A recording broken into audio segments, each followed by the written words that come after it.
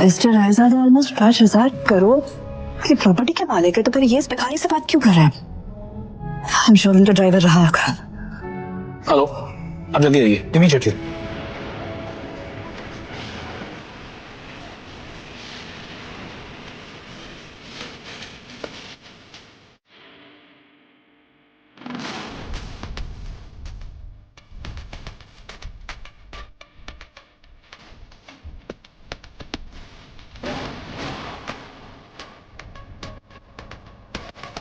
Mister Raizada से भीख मांगते उस गरीब ने एयरपोर्ट में एंट्री ले ली है। पता नहीं वो एयरपोर्ट जाके क्या करेगा।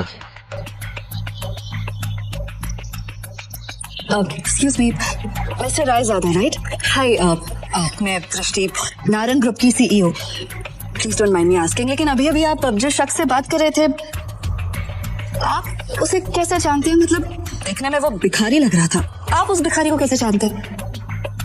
You mean mister Shivam? Are you kidding? आप मिस्टर शिवम को भिखारी कह रही हैं? लगता है मार्केट में काफी नई आई है मैडम, वरना ऐसी बकवास नहीं करती। अच्छा मैं चलता हूँ। दृष्टि सोच में पड़ जाती है कि आखिर मिस्टर रायजादा की बातों का क्या मतलब था। और दूसरी ओर शिवम तेजी से एयरपोर्ट के अंदर भाग रहा होता है कि उसे वहां उसका मैनेजर खड़ा दिखता है। ये आपकी यूएस की टिकट, ये रहा आपका फोन, जल्दी से गेट नंबर 3 पे जाइए, आपके पास ज्यादा समय नहीं है। Thank you. शिवम तेजी से वहां से भागते हुए गेट नंबर 3 की तरफ निकल जाता है। वो गेट नंबर 3 पर पहुंचने वाला ही होता है कि उसके सामने अचानक एक आदमी आ जाता है, जिससे वो टकराकर नीचे गिर पड़ता है।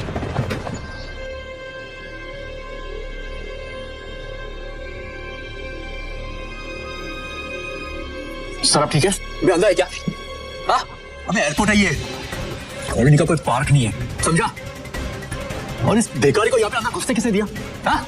जल्दी में था, इससे टकरा गया, मेरी फ्लाइट छूट जाएगी, मुझे जाने दीजिए, प्लीज सॉरी लेंगे। मेरे होते हुए तो फ्लाइट में तो क्या 2 मिनट इस एयरपोर्ट पे भी नहीं टिक सकता, समझा? तू जानता नहीं है किससे टकराया है तू, समझा? मेरे सर से टकरा तू जानता नहीं ये कौन है? ये प्राइम एयरलाइंस का मालिक है। सर मेरी फ्लाइट भी प्राइम एयरलाइंस की है, प्लीज मैं आपसे माफी मांग रहा हूँ, अभी छोड़ दो प्लीज, कुछ इमरजेंसी है प्लीज। ऐसी है प्लीज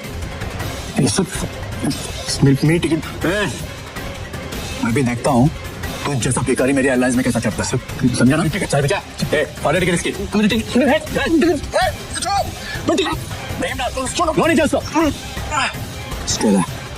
समझा ना?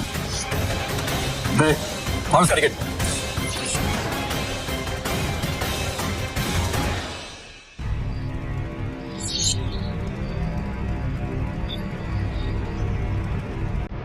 You better watch it, okay? चलो, let's go. जब वो शिवम की यूएस की टिकट के 4 टुकड़े करके उसके मुंह पर फेंकता है, तब शिवम गुस्से में उठता है और उन बॉडीगार्ड्स को जमीन पर गिरा देता है।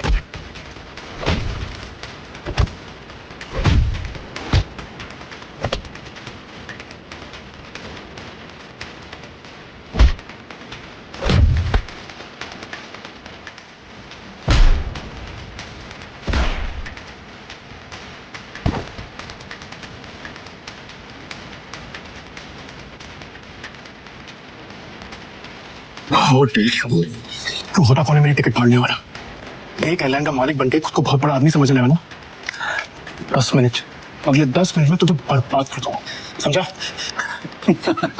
10 मिनट में बर्बाद करेगा मुझे, वो तो करे ना तुझमें। चल मैं यही कर रहा हूँ, ठीक है? क्या कर सकता है?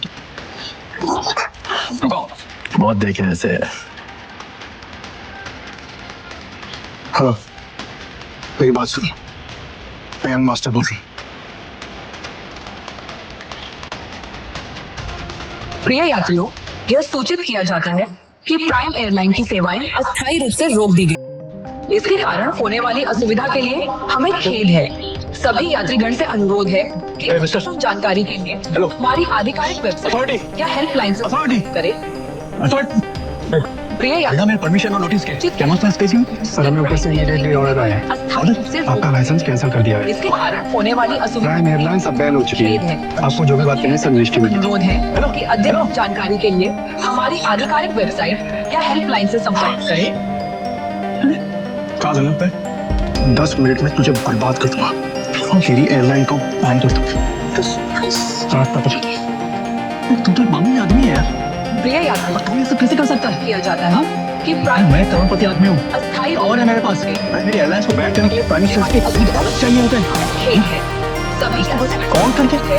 कि अद्यतन जानकारी के लिए जो जैसे तेरी एयरलाइन में वेबसाइट या हेल्पलाइन इंडिया में जो तुम्हें फ्रॉड करके पैसे जमा किए याद है?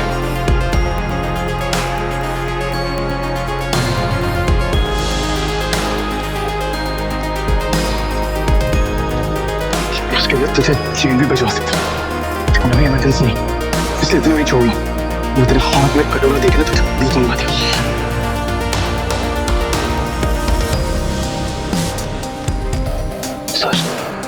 सर आपको यूएस पहुंचना बहुत जरूरी है। मैंने अपने लिए प्राइवेट जेट अरेंज कर दिया है। हम अभी निकलना होगा।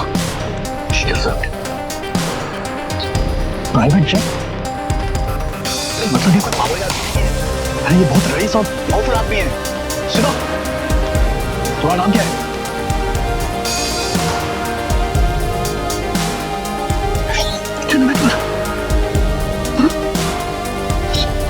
सॉरी माफ कर दीजिए सर। सॉरी सर, ऑनेस्टली अगर मुझे पहले पता होता ना सर तो मैं खुद आपके लिए जेट अरेंज करता। Please forgive me sir. And ऐसी गलती नहीं होगी। अब एयरलाइन ही नहीं है तो गलती कैसे हो?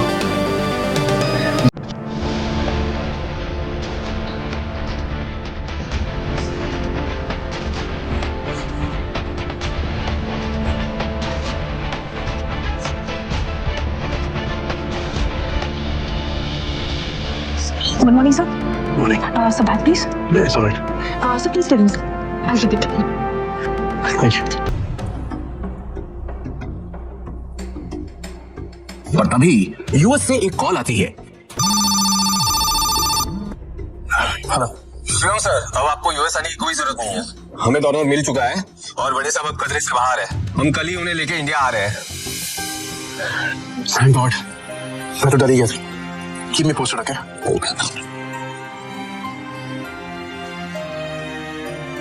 अब शिवम बिना टेंशन के एयरपोर्ट से निकलकर सीधा अपने ससुराल यानी नारंग मेंशन पहुंच गया।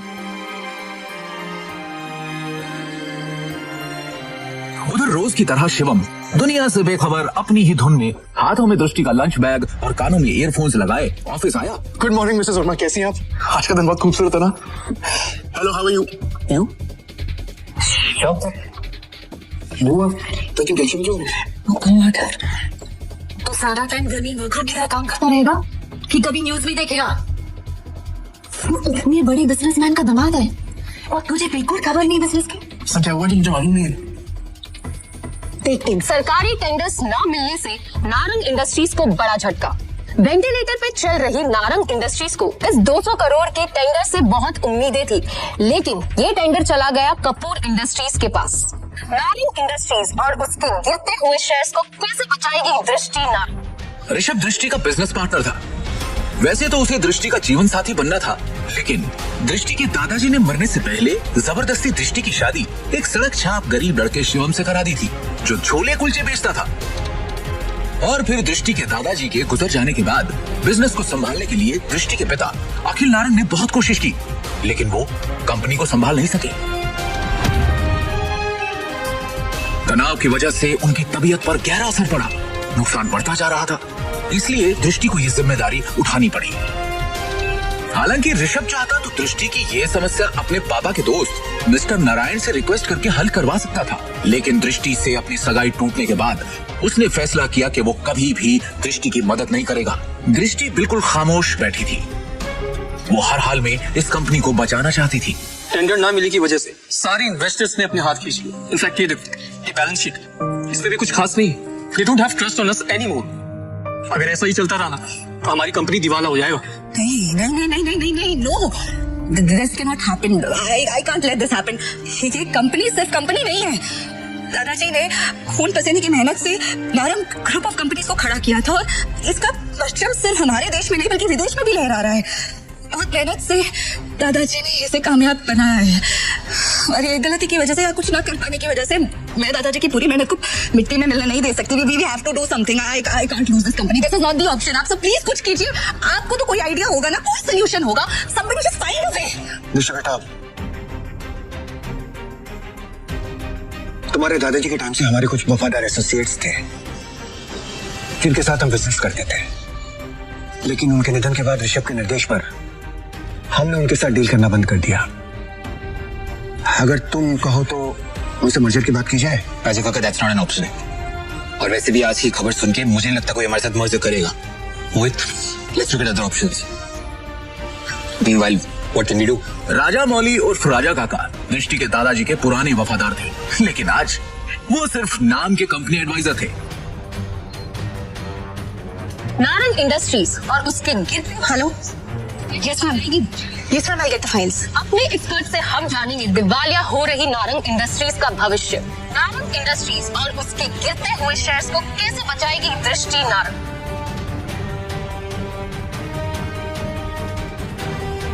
दृष्टि को तो ना शिवम, तुम घर जाओ।